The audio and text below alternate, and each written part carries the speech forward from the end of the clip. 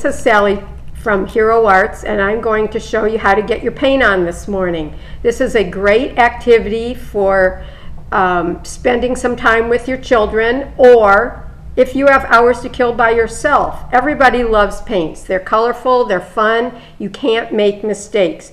So I'm going to show you a few of the techniques that I've shown you in some of the cards this morning, and let you discover these little fun techniques all by yourself. The first one I'm going to show you is how to get a paint splatter, a controlled paint splatter.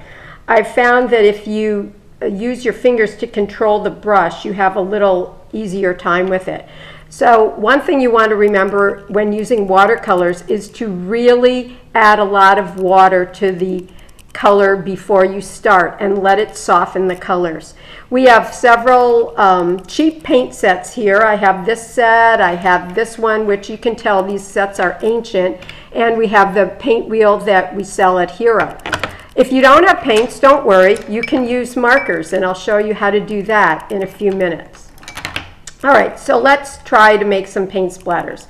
I'm going to start with my lightest color, the yellow, and I'm going to put a few dots on here. Now if you want to really control it, put your finger down here and it will give you more control.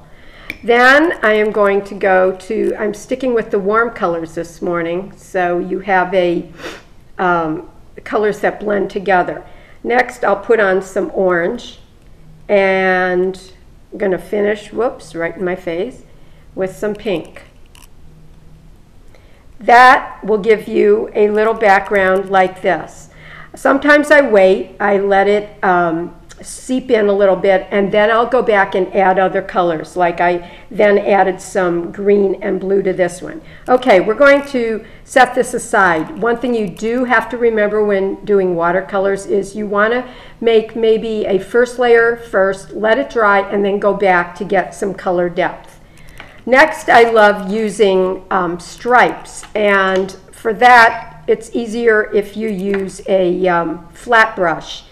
So I'm going to again paint up my brush and make a very wide stroke, and you want to kind of use colors that go together, otherwise you're going to get muddy colors, like when you put red and green together. So you want to kind of stay away from that. Let's see, let's do some more orange. Okay, now these colors look really vibrant right now, but when they dry they're going to pale out, so you might want to add some more colors after they dry. One little thing I've done here is I use the stripes on these cards, and I've added a little bit of glitter and a gold pen and a black pen, and just stamp some words or stamp your name. It's a great way to make some personalized stationery if you need a little hostess gift. Here's another one, and I've added a little bit of ribbon. This one has the splatters and the strokes. Okay, so if you don't have paints, this is what you can do. You can take an acrylic block or your Teflon mat here, and you're going to scribble with some markers, sorry. You're going to just kind of lay some color on here like this. Don't have to be exact at all. And you're going to take the little squirt bottle and you're going to add lots of water on here.